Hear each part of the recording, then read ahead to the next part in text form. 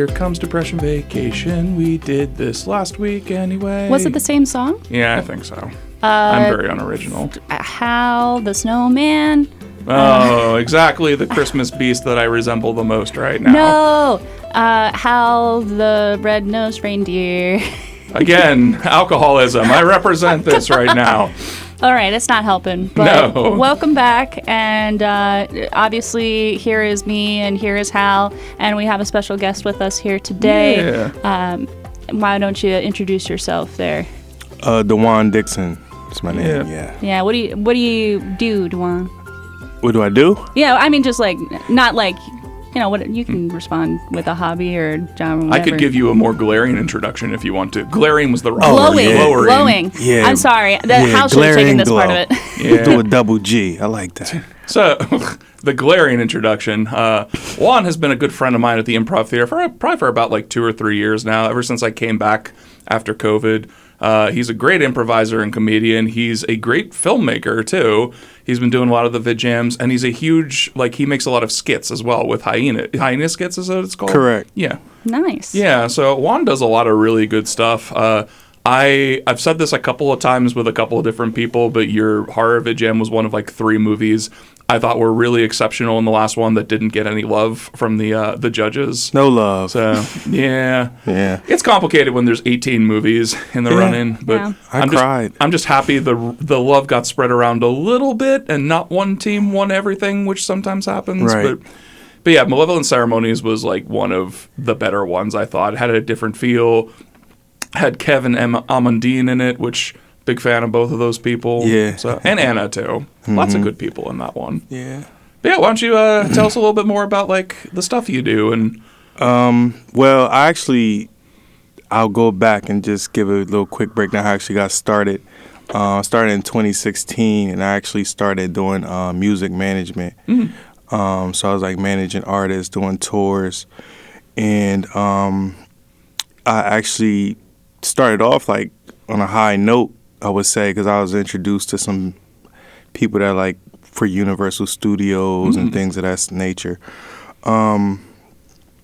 So from there, I actually was working with someone who put me in that position, and they end up dropping me. So I'm like, damn, what am I going to do now? And from there, I'm like, well, I had developed these connections with people that were A&Rs from Convict Records and a lot of record labels. So from there, I started doing showcases for artists, helping to win things, whether it's BET Awards or tour opportunities or World Star Hip Hop, if you know what that is. But yeah, so that's kind of how I got started, really just doing shows and producing shows. And I always had a niche for comedy. My love was always to do a comedy sketch show, In Living Color was kind of my love. And it's always been there. Done stand-up comedy.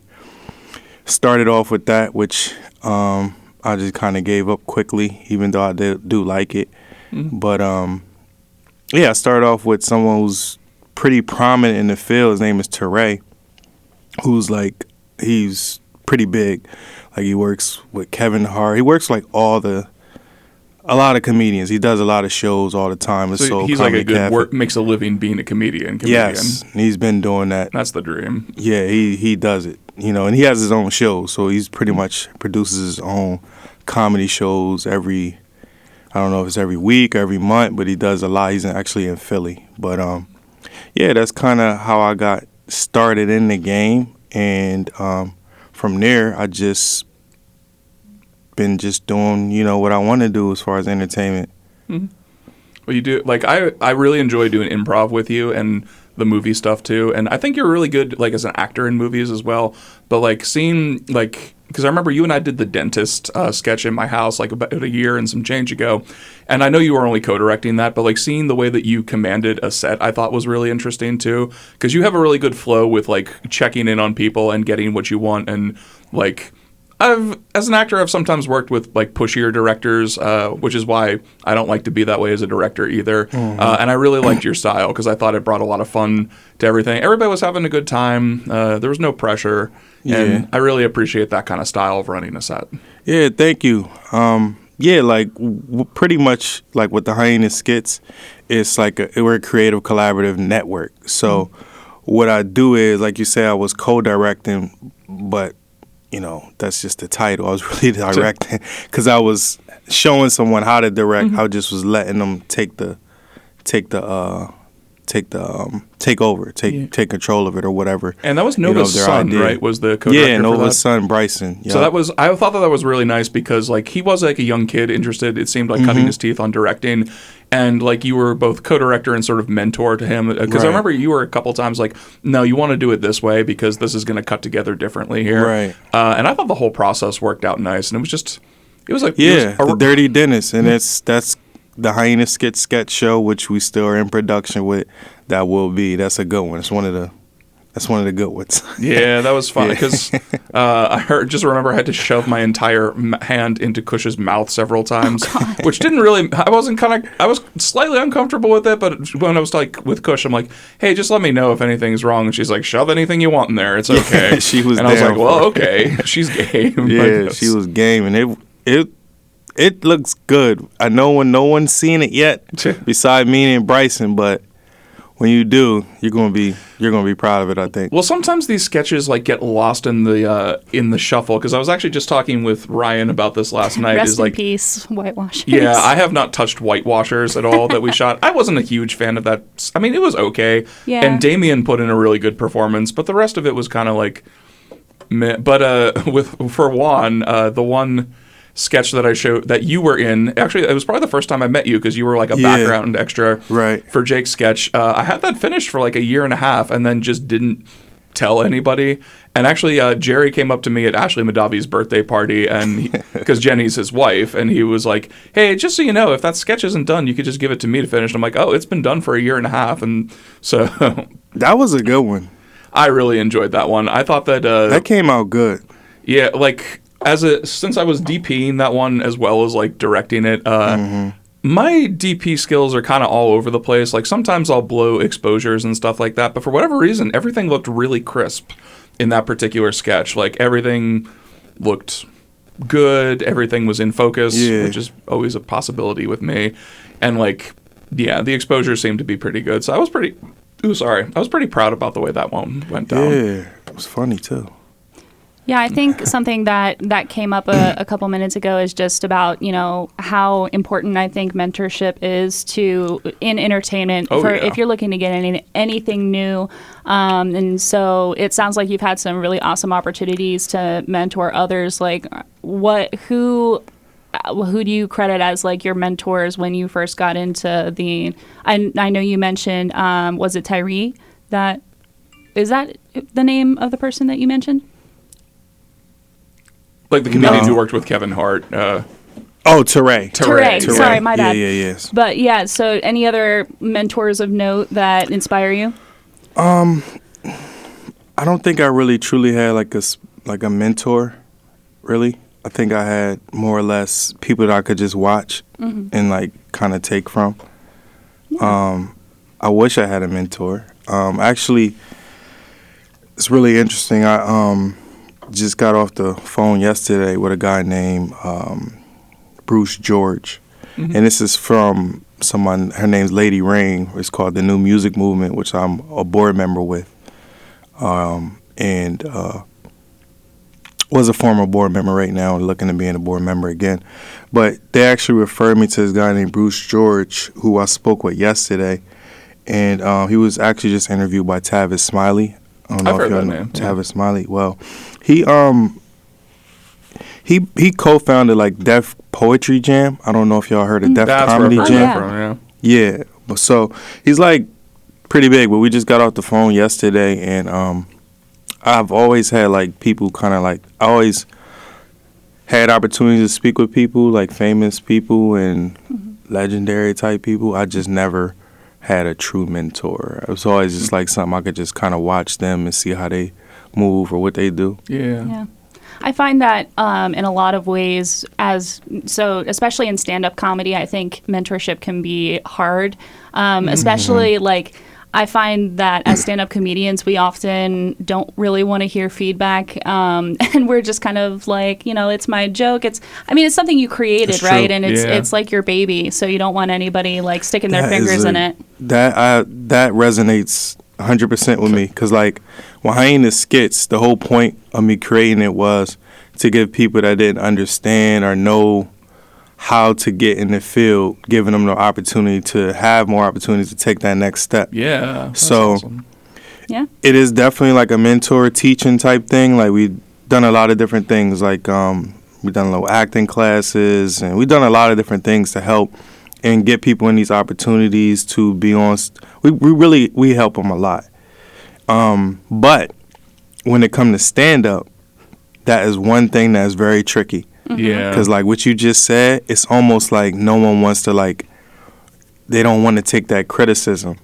Because it's like, well, this is my joke. This is my, I don't know why I wouldn't do that. But, right. But a lot of people, they just want to be, oh, this is my thing. This is what I do. I don't really want to, and I get it. Comedy's subjective. So yeah, somebody might not think that's funny. Someone may, so, I don't know. But it all kind of depends the spirit, I think, at which it's offered. Like, I've had a couple of people with improv give unsolicited improv advice on our shows.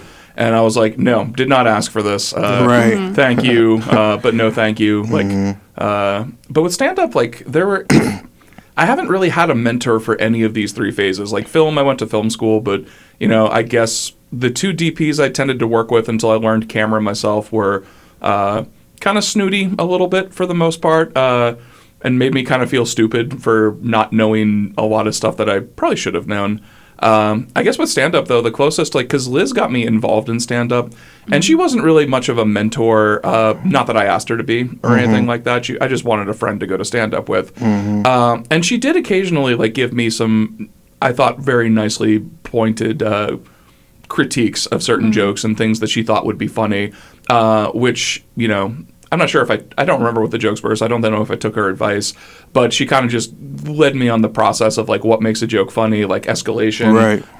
If this is true, this must be true. So I appreciate her as that sort of thing, but similar to you, Juan, I've helped a lot of people sort of learn how to make movies. I think is the thing I'm most helpful with, and I don't really think of myself as a mentor in that case because I'm just kind of giving advice here and there. So it's kind of nice to hear people say that occasionally, hey, thanks for, helping me learn how to use Premiere. And I'm like, I didn't really do much. You just asked me a question and I gave you what the answer was because you couldn't figure it out. So right.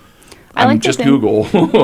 I like to think that I'm open to feedback, but I do find that stand-up is one of those ones that I take the most sensitively. Yeah. And I don't know what exactly makes it feel more icky to me than feedback on anything else, because I write, I do music, and when somebody comes to me for a song that I wrote and says hey, you should try this, or lyrically, or for a note, usually I'm pretty receptive to that, oh yeah, that sounds really good, or oh well, I was looking for this kind of sound, but I don't tend to get defensive about it, but I do tend to get defensive over my comedy. So I wonder psychologically what's going on there. But I think it's kind of, if I had to take a stab, not being a licensed psychiatrist person, I think that the more of yourself that you put into something and the more personal it is, the harder it is to take criticism for it. Stand-up for me is kind of just a fun thing. I fully accept that on my best day, I'm kind of a mediocre stand-up comedian.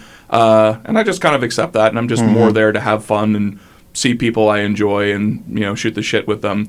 And I think it's because it's something I don't put a lot of personal identity into. I would take criticism there are some people I would take criticism from. If a shitty comedian, which has happened, comes up to me and is like, hey, man, you got to do this joke different, I'd be like, man, what the fuck did I do wrong that this guy is giving me comedic advice? But I remember the very first stand-up comedy special, not special, but Gary Limoges used to do these stand-up competitions over Champions pre-pandemic. And I remember it was Damien, Mike O'Donnell, and Eric Navarro were the three hosts.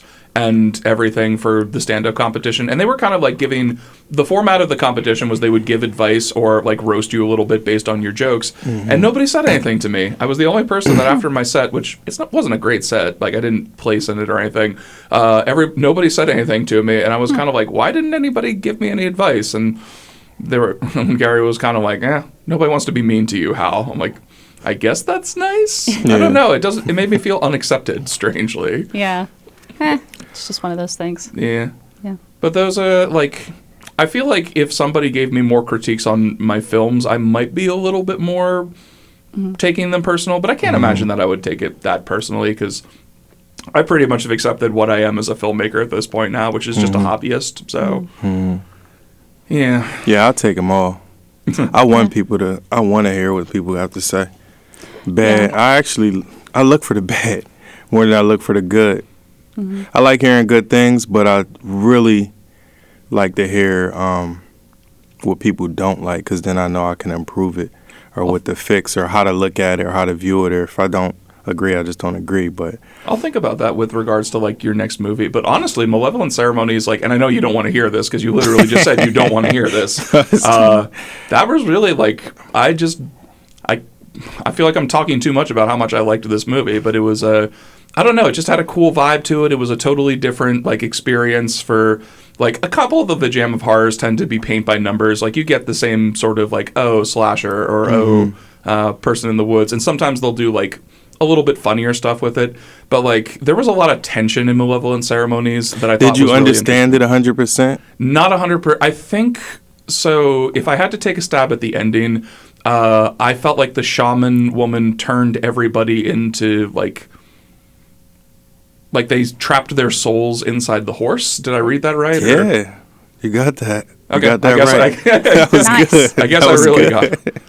Because that's like there are a lot of images that stuck with me from that movie. Because if anybody hasn't seen this movie, by the way, I assume Juan has a hyena. Is this on the Hyena Skits? You could go to Try 99 TV on YouTube. TRI.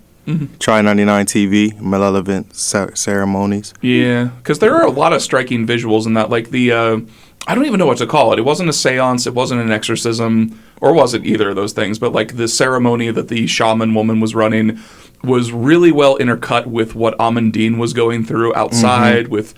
Kev was probably the funniest part of the movie. Yeah. And it's only because I know him that like I sort of chuckled when he came up on screen. A lot of people chuckle.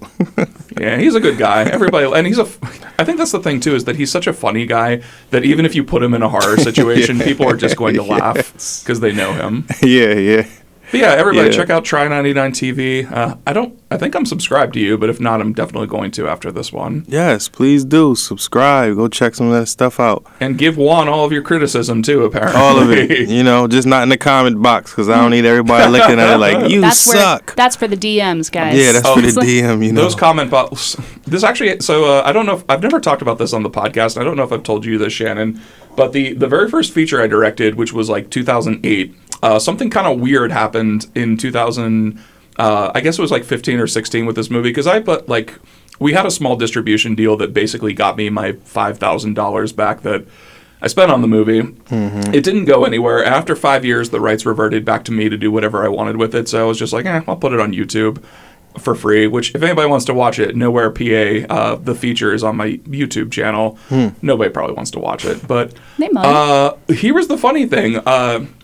The girlfriend that I had at the time was just looking up my stuff on YouTube, and she found that somebody had done, because it was on there, like a 6-part Mystery Science Theater style review series making fun of Nowhere PA. Which it's all gone now. And the reason behind this was like my lead in the movie was a high school teacher over in Scranton, and his students found the movie and they just tore it to shreds because they were learning how to do their own YouTube videos. Sure. And it was a bizarre thing to, like, I don't know, like, I didn't, at that point, the movie had long passed the point where I thought it was going to do anything, but it was kind of bizarre finding somebody on the internet who just, like, took apart What Was Your Baby so many years ago and was so mean to it. Yeah, I guess I've never really, it's because I'm a big MST3K fan, and, like, I guess I've just never thought about the feelings of the people who created the film when I've been roasting the films.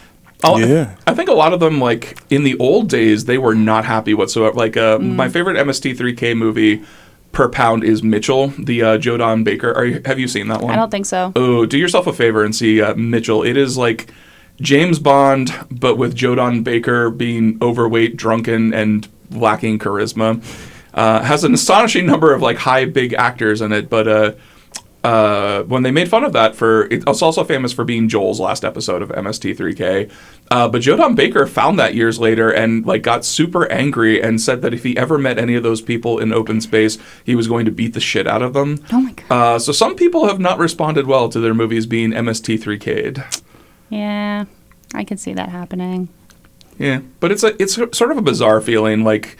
Yeah. I mean, as an artist, when you put something out there in the world, you don't get to control what people perceive of it. Yeah, I can say, you know, I done a lot of like short form, like, and not even short form, but like reels and TikToks and stuff like that.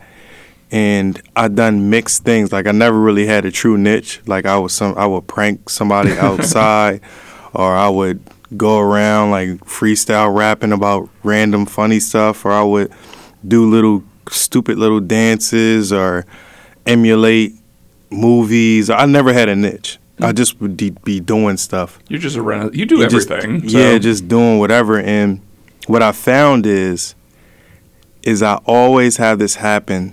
I always had this, and it just happened to me yesterday, which is so random. People always, they be like, yo, that one video you did, and it's always something different. And it's like, yo, that was my favorite. It had me crying. Like, it just happened to me yesterday. Actually, Jake Compton, he sent me a voice message. I was like, what? I wasn't expecting. He was like, hey, man, he said, you did this, it was during COVID. I remember you was in the grocery store and you were like, I'm going in the belly of the beast and all this type of stuff. He's like, man, I just think of that still now. It's like, I just want to let you know, like, that's still funny to me to this day. He's like, you didn't even know I watched the video. But he's like, but I still think about that to this day. I was like, yeah, that's like the best moments. Your videos are really well traveled because like long before I was friends with you, I would occasionally see like Try 99 or Hyena sketches movies just show up in my Facebook feed. And the one that comes to mind that I always remembered was right around the time that like the Popeyes chicken sandwich was a big thing. You shot this sketch where it was like somebody got a Popeyes chicken sandwich from the one over on Cameron Street. Yes. And like a swarm of 50 people just kept coming out like one by one and attacking. And I was like shocked at how many people just kept coming out of the woodwork. I can't believe you've seen that. Yeah, that got like 500,000 views. Damn. Yeah, that got like a lot of views. Yeah, I did that with this guy named Tate Joseph. He's like a viral comedian. But yeah, I did that. This is during, it was like a Popeye trend. Everybody was trying to chicken sandwich out. It was just going crazy. So we just emulated the Popeyes chicken sandwich, somebody getting it, and it was the last one.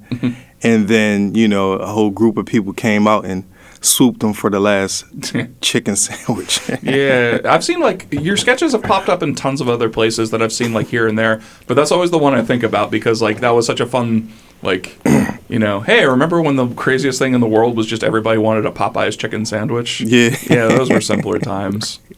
Right. Yeah, but that's cool that like a lot of your stuff just like pops up here and there. Yeah, I do. I'll be surprised, man. I'll be surprised. Like I really don't even realize kind of how well known I am. I have like, I just don't get it, you know, but like anytime I'm like on both sides, you know what I mean? Like I can come around to white people and they know me. I can go around to black people and they know me, you know, just locally or whatever. Like I would say kind of like tri-city type, tri-county type, you know what I mean? Like around these few cities and states and stuff. So yeah, it's like, it's pretty cool. Like I just don't realize it. Like I have people, it happens like a lot. And somebody's like, oh, hey, you don't know me. But I'm just like, wow, maybe I need to dress better. I wish I could dress better. Who's watching me? Never change, Juan. Never. I've had a couple of situations like when I've done stand-up that where people have recognized me like out in the world. And I'm not even like on shows all that often.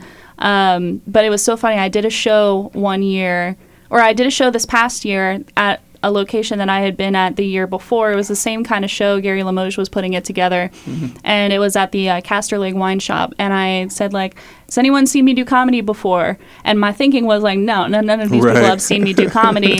So like so my joke was then going to be like, so this will all be fresh to you, perfect. Like I can tell, whatever jokes I want. But just one girl in the audience was like, no, I saw you do comedy some other time. I was like, what in the world? You messed up my joke. Yeah, I was like, no, listen here.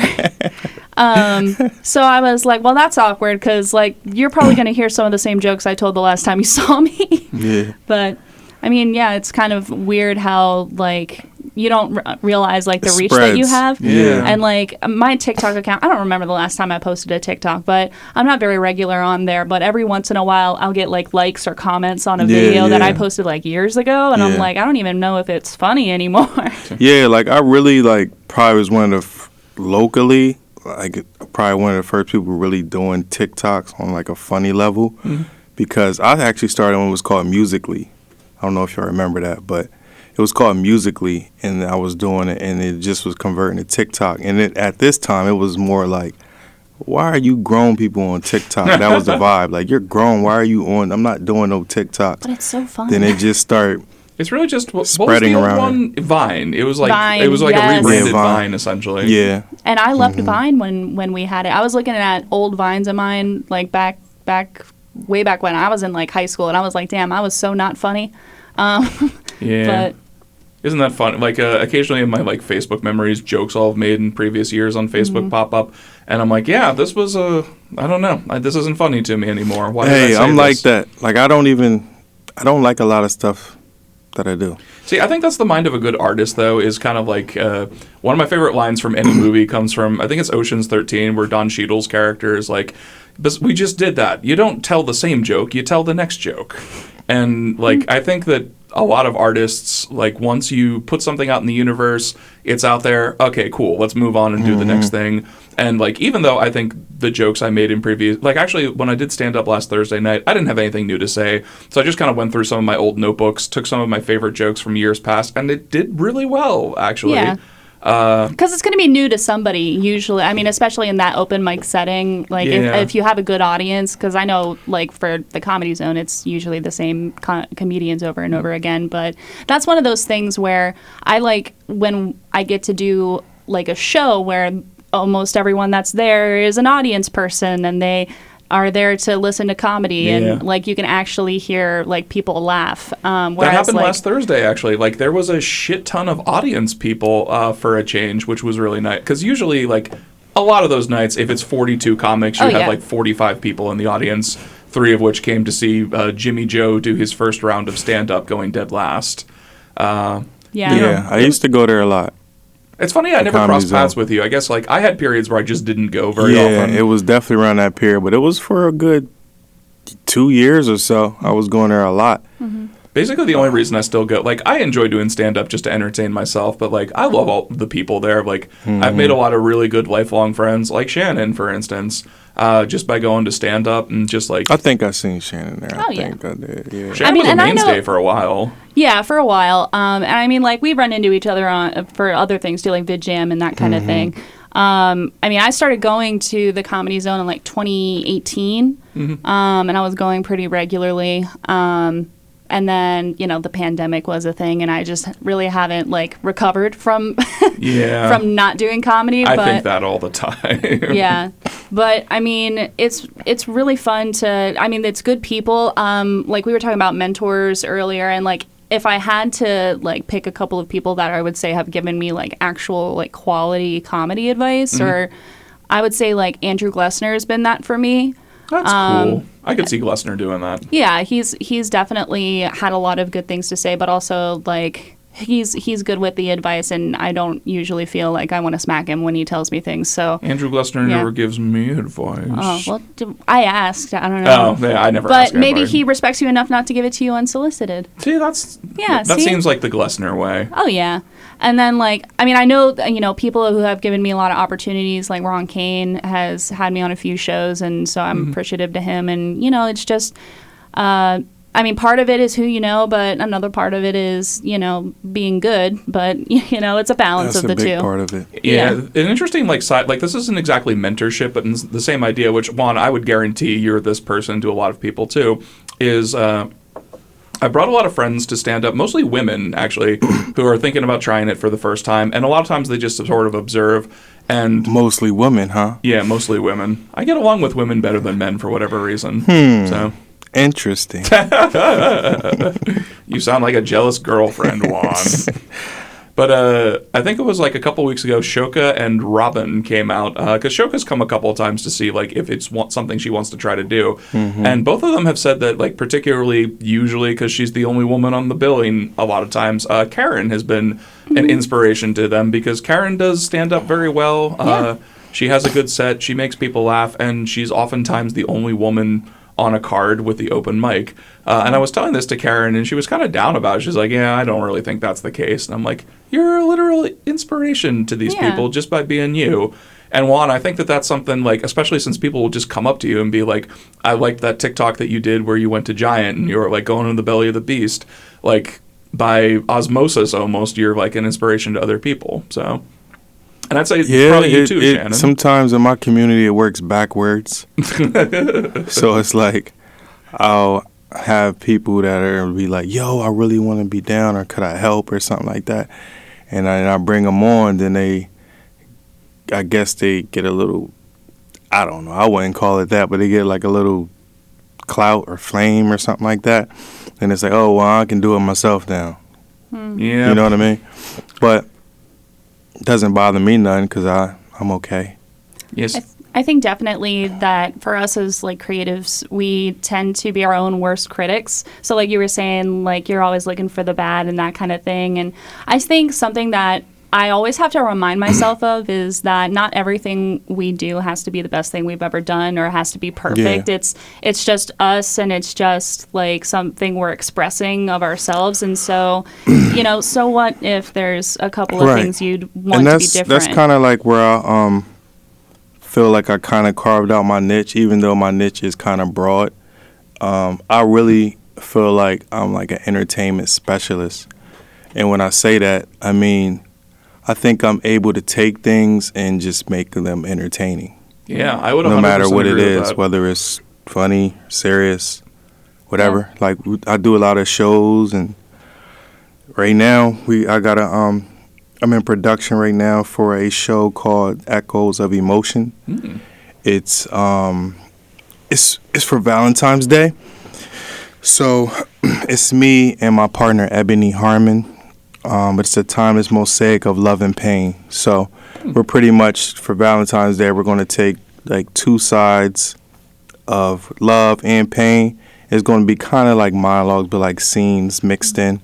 And we're going to do 3 to 5 minute scenes of each of different things of love, whether it's being transgender or having issues, love-hate issues, or you're truly love, or a loss of a loved one, or, a lot of funny stuff, too, narcissists. You got to have the funny in there. Yeah, we're going to have a bunch of different vibes of love, and a lot of positive as well. And some might hopefully make you cry. Some might make you laugh. Some might make you relate. So... Mm-hmm. Is this going to debut on your Try 99 channel? This is This is going to be live. Oh, wow. Oh. Yeah, this is going to be a live theatrical. So right now we're most likely going to do it at the Narcisse Theater. Oh, cool. We're looking to lock that in. Looking to speak to another sponsor here. That's cool. And then hopefully if they go along with it, they'll be sponsoring us for it. But either way, we're definitely doing it. So yeah, I am looking for maybe 1 or 2 more people that may be interested in it. It is paid gig. It's not too much, but it is something, and it potential to be more as well. But yeah, that's what the production I'm working on right now, as far as soon enough. That's cool. It's cool to hear that you always have your hands in so many different little projects popping up and doing stuff. Because like you were saying, you kind of just as a general entertainer, I've never seen you do stand-up, but I'd be interested in seeing it sometime. But as an improviser and filmmaker and film facilitator for the most part, I've always been pretty impressed with what you've done, because I haven't done improv with you for a while, but you're a fun person to do improv with, because you pick up on the little things really well and will take them in fun directions. Thank you. So I always enjoyed doing scenes with you, because there are other people I enjoy doing improv with too that will sometimes be so much in their own head, and I'm guilty of this a lot too. Yeah. That you don't necessarily pick up on a weird thing that your partner said to take it in a direction, but you always for the scenes I saw you in and the scenes I was in with you, you would pick up on pretty much everything. And so I really liked that attention to detail and that listening. So, well, I appreciate you saying that. I don't really feel that good at it, but we never do. That's the thing, though. I like improv. We're always our own worst critic. Yeah, always our worst critic, right? Yeah, but no, I like it. I do like some. I definitely like. In particular, my last show where producer Maria Tate, I'm really in love with this one. Oh yeah, because I was on the show. Why don't you talk a little bit about your show you do with Maria? Okay, yeah. If you want to. It's called, no, for sure. I definitely want to. It's called The Blackest Thing Ever. We do it once a month. We're doing it at the Harrisburg Improv Theater. And it is it's really, we try to create something really different, disruptive, bring you unity through race. I have a form that's kind of like drop dead funny. The whole point was, sometimes improv can be so, tick for tact and doing certain things a certain way that it don't be funny, because you're so much in your head and if you can do it, that's great. But my whole point was kind of trying to taking that out of it to an extent, making it a little bit easier to create games and ideas and things of that nature, and just having a topic that I think is relatable and is definitely funny in my eyes. I thought it was funny. I mean, I'm biased because I was a part of this particular show, but I thought the format was... Well, the feedback is bubbling. It's like growing. It's getting packed out. We're pretty much... Yeah, that was getting pretty much packed out, starting to pack out the theater. The improv theater, it's very hit or miss, how many people will be in for a show. Late. Yeah, I mean, especially late, and especially if there's a homeless gentleman who falls and hits his head.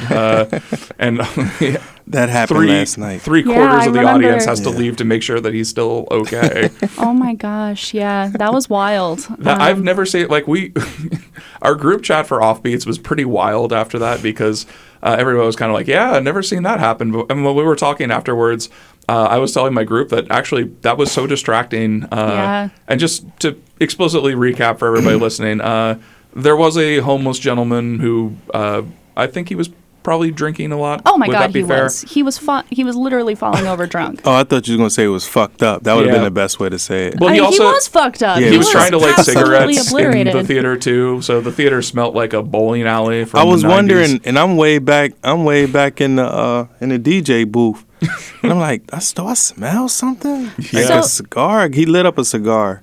Oh, okay. Cigar. Yeah, he ended up lighting up a cigar twice. Because the first thing was, first of all, I came into the theater and all of a sudden I was like, it smells so bad in here. And I was trying to be super cool about it, and I was putting lotion on, I was spraying a little bit of perfume. I was I don't know what the hell smells so bad. It smelled like somebody peed in there. And then I noticed that he was moaning and wow. So that was him moaning too, because I heard the moaning and I wasn't sure if that was just somebody on stage on the sideline doing something. No, he was and he would say things here and there, and then he lit up the first time, and then Ben told him you can't do that, and then he was oh, okay, and then he put out his cigarette, and you said he put it out on the pew. He put it out on the pew. Anna was sitting right in front of him, and he just reached over and put it out on the pew next to her, and I'm well, that's classy. Right. You know what's worse than that? And this is bad. So bad enough anyway. It kind of explains. So he fell, obviously, and then he fell again. And then he busted his head, and he was bleeding on the side of his head. I'm trying to help him clean it up without touching the blood. And I'm all right, man, so you got to go. So tell him to go, and he's hey, man, I'm homeless. I'm looking to go to a mission, right? So okay, cool. So they're asking me where's the directions to get there. I'm well, he's, all right, here's the best way to explain it. And they just built that big federal building down on 6th Street. Mm-hmm. so you can see it right from the hit. So I'm like, you see that building right there? It's standing way high, tall. And I'm like, you go to that building, and it's right across the street. So he's like, okay. And we're like, go left. We keep telling him to go left, and then make the left, and then you're going to go straight. He goes right. Yeah. Don't know why he went right. No, but that's the thing is, like, he wasn't there at all. Like, he was so obliterated. Like, he forgot about the smoking thing right after Ben told, like, you guys went out. So he forgot, because I assumed that he just waited till Ben, the person who told him to put it out, left, and then just... No, he literally just like forgot and then lit up again. And so the guy sitting next to him told him to put it out. That's when I got out and I like went out to who's the guy that was in doing the tickets and who was in the ticket booth last night? Man, I forgot his name that fast. Yeah, he was a new guy, I think, so. But I like went out and I was like, hey, I'm a little concerned. Like, this is what's going on. And so, like, I was trying not to involve myself too much because I always get over involved in that kind of thing and like trying to like I'm overly helpful. Glad you did that. There were a lot of cooks in the kitchen there. I'm glad you did that because that started to be kind of like in the way. Like, I'm like, I got it under control. Yeah. I don't need 5 people telling me, well, you could do this and do that, or maybe, hey, it's okay. He's drunk or whatever he is, and. He said he's leaving. It's not like he's getting, irate or anything. Yeah, I think the main... People have issues. I'm sure we all been drunk and done something we didn't know we did. Or something or forgot about something. Yeah. I think the main concern was that, like, because the one guy was saying, like, I hope he gets where he's going. That was the main concern. Because, like, he could just... wander into traffic. Like, I was really, like, I was concerned, but I was also like, stay in your lane, Shannon. It's not your thing. I'm glad you did that. That's an important thing, too. Like, I think if you're a person, especially somebody who tries to be a good person, you do want to be helpful. But then, like you were saying, Juan, last night, it got to the point where half of the audience came. It starts to be more like nosy. Yeah. Right, yeah. Or just like, want something to do or like making a big deal of it, like making a big deal. He needs to do this and he does this. He did this and he did that. Like, okay. Is he doing it now? He said he's leaving. Yeah, he didn't hurt anybody other than himself. He failed. Yeah, he hurt himself. It was more concern for him. The only person he hurt. Yeah. Right. And that was cool. Just more concern from him, you know? And honestly, when he lit up the cigar, it actually improved the smell. So I was like, oh, thanks, man. But I think the smell was coming from him, unfortunately. Yeah. Because I mean, I've been to the hip before, and I was like, that's not how it usually smells in here.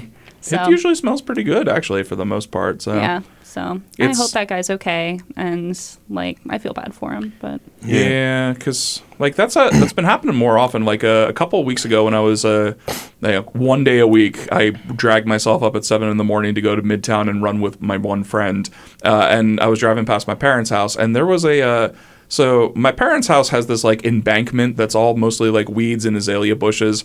It is not like a suitable camping spot, and there was a homeless dude who actually was just sleeping under his coat on the embankment, which couldn't have been comfortable. This wasn't like a grass field or something. It was kind of like a thicket. And I told my mom about it just so she was like, hey, just so you know and you don't get alarmed, there is like a homeless guy there. And she actually like went out and talked with him, and she said he was also like super drunk and refused like any sort of help from anybody, and just sort of like, he said he lived in Midtown and he didn't remember how he got to Bellevue Park. So So it's becoming more of a thing, but yeah. I hope the guy from last night is like, because from what somebody told me that he refused an ambulance too. Yeah. Like, yeah. Because the one guy that was helping him I don't want no ambulance coming to take me. Like, I don't know how expensive that's going to be, among other things. I mean, if he's already homeless, he doesn't need a bill on top of that. Yeah, from, like, and then at the end of the day, like, it's not like he might be drunk, something that he can recover from. It's not like he got hit by a bus. Well, the thing was he hit his head, and I think that was like what the guy was worried about, and I was like, but like it's not like he didn't. It'd be one thing if he like smacked it, but it was more like he just and hit it was such of a he fell. You could tell he fell, and it was like a serious fall. But it wasn't like a fall where I even thought he was bleeding at all. Like I was kind of surprised. I'm like, oh, you're bleeding from that? Those forehead injuries are like the place where you bleed the most that it doesn't hurt you. Because like if you look at all the old school wrestlers, like what they would used to do is like hide a razor in their like wristbands, right, and then cut their forehead because it would produce a lot of blood. It wouldn't hurt them. Like man, poor Dusty Rhodes' forehead looked like a Braille book by the time he died. So like some of those forehead injuries look like they're a lot worse than they are in reality. But also there could have been a concussion involved with it. There was one time like in my old apartment when I used to live with the Comptons at that old compound, I used to do the insanity workouts like in the attic area of my apartment. And there was one time I jumped right into one of the rafters by mistake. Ooh. And I still kind of have a scar from it, but it bled so much that I was like concerned for my life until I was like, it's probably okay. And it was. The forehead is misleading. Yeah. Yes. Yeah. Especially when you go inside of it.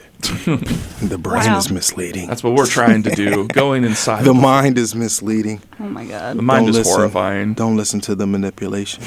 Yeah. I think I have this like theory, which I think has been proven by everybody, even like with a seemingly normal person like you, Juan, that like all of us are kind of normal. I was going to say he's seemingly Thank normal. You for backing I think he's me pretty up. normal. Like I think you're normal. Let me preface this. But what I'm saying is, like, you were talking about, like, I don't know. I just, like, how do you just look at a person and be like, yep, he's normal, you know? I don't know. This is snowballed into, I was trying to say something different. But I was kind of like, the more I've kind of leaned into just how weird I am in general and stopped trying to be a normal person, the more I kind of recognize the good weirdness in pretty much everybody. And yes. Yeah. We have this saying. Well, I don't think we have a saying. I just say we have this saying. It's something I made up. If it ain't weird, it ain't real. Yeah, I like that. Yeah. You know, so many people we have this thing that we see and then we think, oh, this is how we walk. This is how we talk. This is how we react to this situation. But, you know, some people don't. That's the thing about having like a complicated emotional human being that everybody is totally different from each other is everybody's weird. There is really no uniform.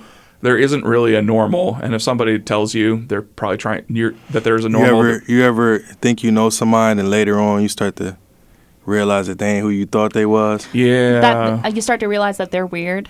Yeah, exactly. Not even weird, but sometimes in a bad... Actually, I just had to have a talk with my mom about that this morning because there is a family member of ours who, I'm not going to go into details, so I don't want to call this person out over it, but, I used to like this person a lot, and the more, I saw them in recent, times and parlance, the less I liked them as I was getting older. Like, for instance, this person...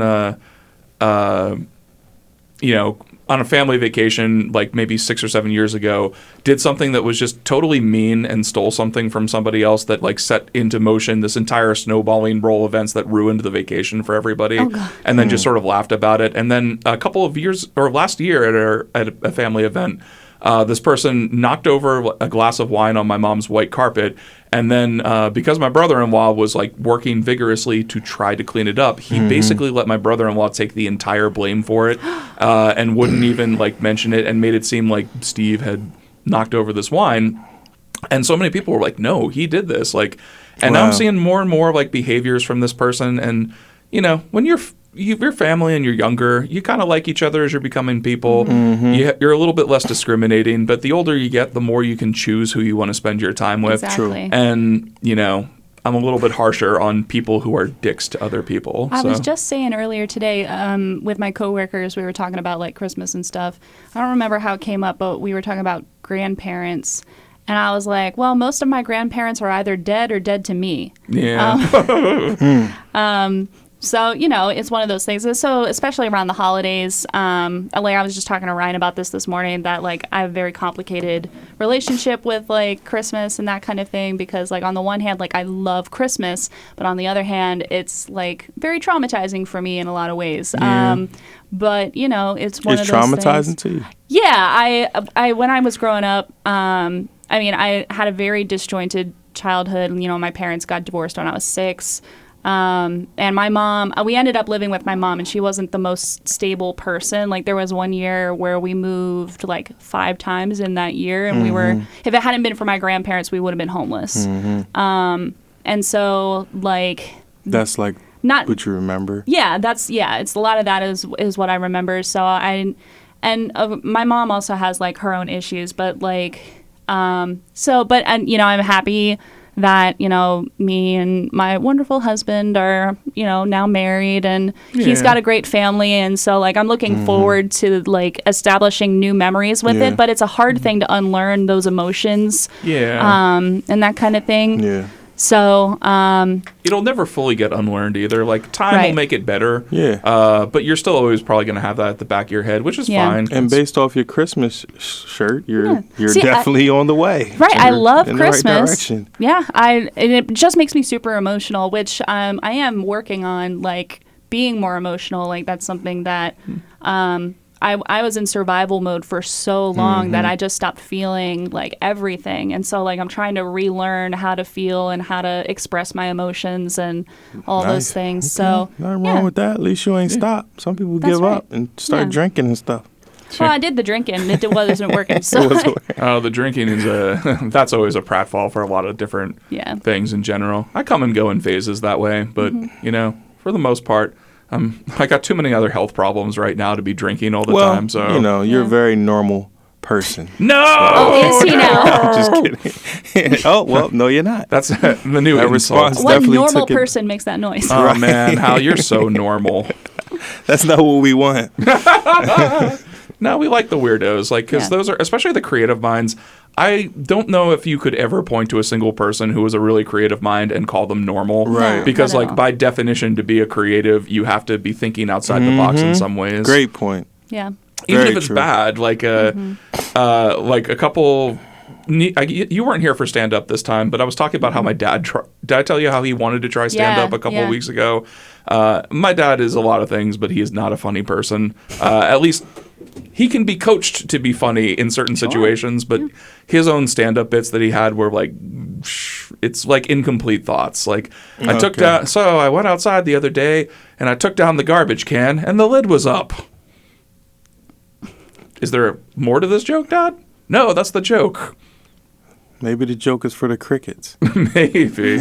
But still, like, they need jokes too. They need jokes too. My point was not to make fun of my dad for this joke, but to point out, like, even, like, that's a weird thing for any creative. Like, even if you create something and it's bad, you still need to be weird in a good and wonderful way to even have a thought. Because what normal person has a thought like that and thinks that's a joke? Right. You can't create thinking like everybody else. That's right. Yeah. Which is fine, because nobody thinks like everybody else. At least. But yeah, some people actually, it's very weird, but some people look to everybody to try to figure out what they're going to think. Yeah, that's very true. That's why trends and all that type of stuff. It's like, a lot of work to actually what is everyone like now? Oh, these are cool? Okay, I like them now, but 10 years ago when they weren't cool, you didn't like them. So what's the difference?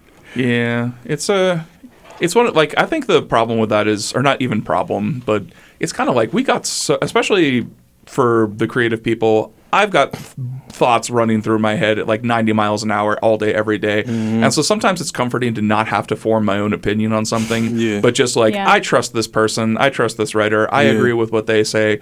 And because there's just not enough mental power to form your own opinion on literally everything. I mean, being creative is cool, but like for me, I end up creating too many things. Yeah. So it's so much so where it's like people that I think, anyway, this is how I'm viewed them for the most part, is people think, oh, man, you're creative or you're good at something. You're good at these things that really I get a lot of, man, you do a lot of stuff.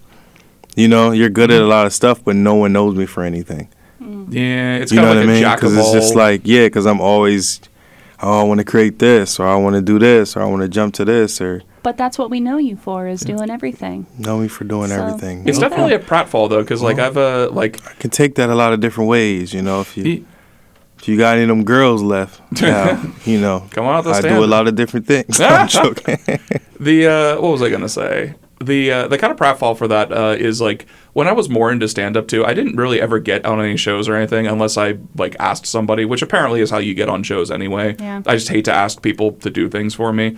But I forget who told me this, but there was somebody who told me they were kind of like, you do so much other stuff that like, the implicate like kind of people are wondering like, are you really into this? And I'm like, right. I'm kind of in, but it's a good point because literally like pretty much everybody I see who gets bookings, like stand-up is their thing. Like that's all they do. Right. Which is fine too. Like, devoting yourself to one thing that you That's really fine, care about is great. But, typically, most stand-up comedians that are somebody, they don't just do stand-up. Yeah. Right. Well, they might do stand-up starting off or something like that or get a buzz from it or something like that. But at the end of the day, if they're going to, everybody has their own goals, but you can't determine nobody else's success. When I was in college, I was really into Tool as a band, and they have a really fascinating history because that's exactly what all of them are.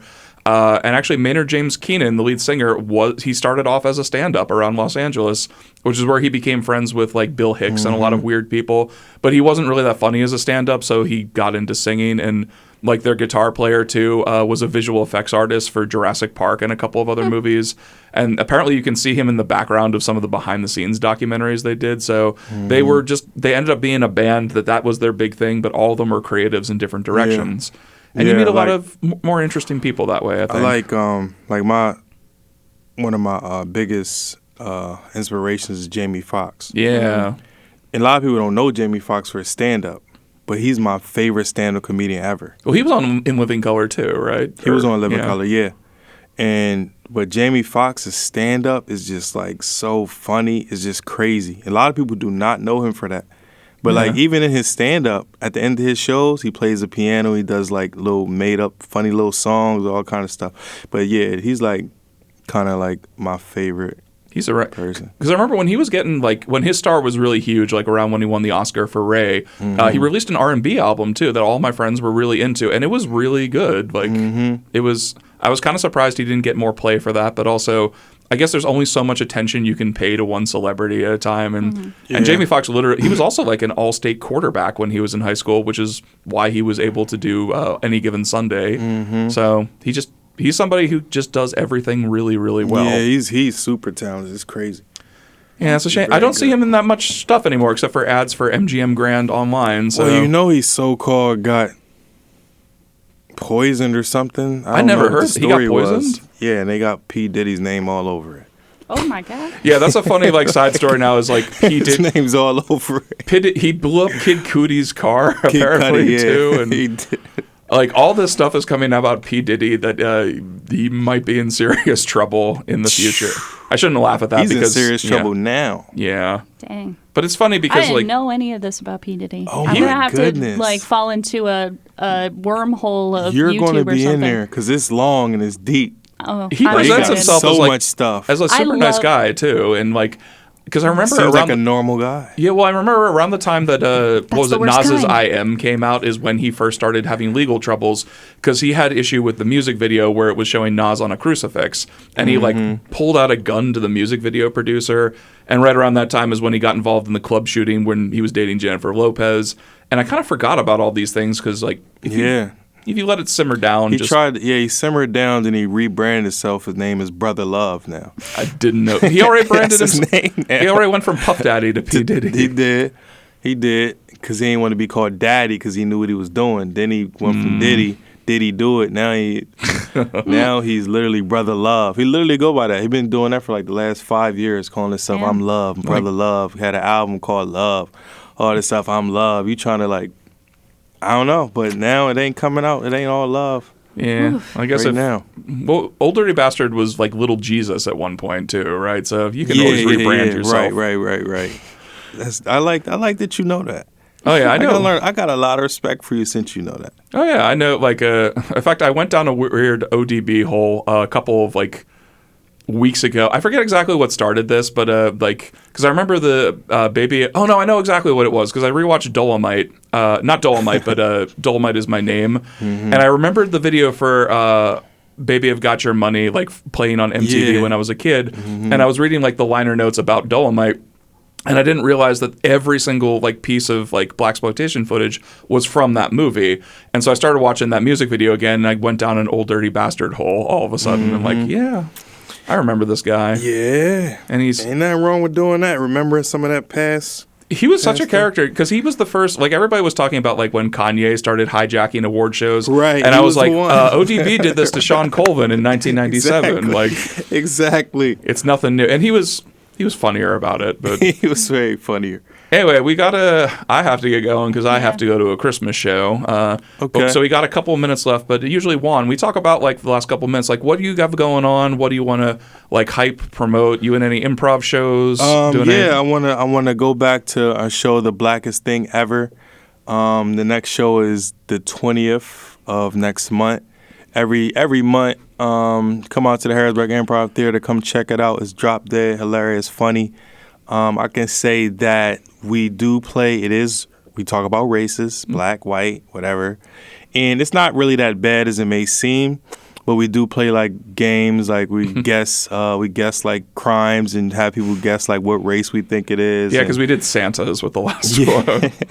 And then we do improv based off of those games. But it's like getting a lot of great reviews. It really is. So I think anyone that comes out to see it's going to love it. It's very different from pretty much everything else at the theater, which you had mentioned, like touched on this a little bit like 15 or 20 minutes ago, but like in the era where I used to do like 12 teams a season and like the improv theater was my main like jam, so many of those shows and things were like basically the exact same formats. Like, oh, we're going to do a Herald, but we'll do it slightly differently. And like it turned off a lot of people who just didn't want to do because they had trouble getting their shows on and they wanted to try something different. And instead, like just a ton of shows were basically the same 12 people doing the same two formats. Yeah. But the improv theater now I think is a lot fresher in that respect. Like it has a lot of like The Blackest Thing Ever. You're playing around with a lot of different ideas for an improv or comedy show. There's just a lot of good stuff going on, and your shows are definitely part of that. And I gotta shout Harrisburg Improv Theater out because the community is so large. It's a small theater, but the community is huge. I've probably met like 200 to 300 people over the years, maybe even more through that improv That place theater. is so underrated. Yeah. I think it's underrated, like big time. The thing is, like, a lot of people will come, go, leave forever, and come back or something. Right. So it's kind of just like, I can't really describe it, but just. But they always got a whole bunch of people that's consistently in there doing, you know what I mean? Like consistently doing improv and a lot of vets. It's good. It's really good. It's been good for me. Yeah, you've been good for it too. So you can usually see Juan man in the booth a lot of nights at the improv theater too, which is a thankless job a lot of the time because you also have to be timekeeper and cut people off. So you do, and you might have to tell somebody the directions of how to get to a homeless center. You never know. I really wish we had more time to talk. I know, right? Yeah. Maybe I can come back again. I think maybe February, like when your movie is debuting, why don't we have you back and you can talk about like how the production process has been going with that. Okay, it's not a movie. Let me recap. Sorry. It's a live show. It's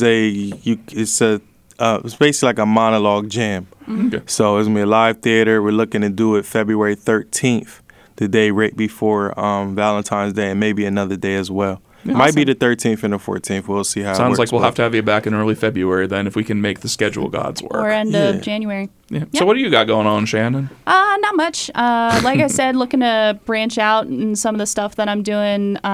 So I'm in the middle of writing a short story right now, and we'll see how that goes. And I'm looking to do whatever. So my schedule's about after the holidays is like wide open. So yeah. Very cool. What about you? I don't got much going on right now either. I've got the 3 improv shows I do every month, but not one for a little bit. I guess Fast Ghost Wives is coming up again soon because the month's almost over. But yeah, just trying to get more into stand-up really. So if anybody ever wants to see me attempt to be funny, Thursday nights at Harrisburg Comedy Zone. It's a good place to be. Good people, good times. Yeah, I miss that place. It's just like I always have my son on Wednesdays and Thursdays, so I'm never able to do anything those days. They do real quick aside, they do a Tuesday mic now over there, but it's a different kind of, like the way that, because Damian Robinson, years ago when I was first trying stand-up, he ran a really interesting mic at HMAC that was a 15-minute mic for everybody. Because he said he wanted to, like every other mic was really giving you like 4 to 5 at tops. And so he really wanted to try these long form mics to give people more of an opportunity to do what a showcase set would be like. And I floundered at it was tough to fill that kind of minutes. But they're doing the same thing on Tuesdays at the Harrisburg Comedy Zone. It's called the Spotlight Open Mic. Everybody gets 10 minutes. I've done it one time, and I told Damien beforehand, I'm like, I don't think I'm going to have 10 minutes worth of things to say. And sure enough. That's long. Kind of the cool thing, too, is that, like, there's not a lot of people who go to it. So, like, all the comedians sit in the front row. That's good, then. And they kind of jaw with you a little bit, too. And I've never really tried to do crowd work, but, like, hearing Glessner sort of, like, low-key heckle me, I was able to sort of, like, push back to him. And, like, that's a place where I actually Man, that's my thing right now. So, like, right now, I do host, like, a lot of events often. And I could do any kind of event. And I'm just able to make it fun. I agree with that. It could be kids. It could be grown-ups. And it's really, that's like, I love doing it. And I don't have to worry about nothing. But my whole thing is all crowd work. It's not necessarily me talking about people. It's me just bringing them into the conversations. Yeah. Talking about different things. That's the improv psyche, I think. So if you ever need somebody to host your son's bar mitzvah, like Juan is right here for you. That's me. Just tell me just give me a suit, what I need to wear. And I'll make sure my shoes are shined. And give them some food, please. Yeah. Yeah, just long as it ain't no raisins in a potato salad. Ew. I'm good to go. Well, thanks everybody for listening. This has been fun. I wish we could have talked longer, but I have a goddamn Christmas show to go to. Thanks for having me, you guys. Yeah. We'll definitely have you back. Appreciate it. Yeah. Everyone have a very happy and healthy holiday. But you'll hear this afterwards, so we hope you had a happy and healthy holiday, and we love you so much. Aw. And where can we see the show at? Spotify. It's on Spotify. I post it, like, it's really wherever you get your podcast from. You could ask any Alexa device, too, to play Depression Vacation Podcast. It's theoretically on Apple Podcasts and iTunes, but it's very inconsistent as to when it will post there. And if you don't already, make sure you follow us on Instagram at Depression Vacation Podcast. All right, great. Thanks, you guys. You guys, like, I'll echo with Shannon. I was gonna say that. It was just on the. I'll echo what Shannon said. Love you guys. Thanks for having me. Love you too, Juan.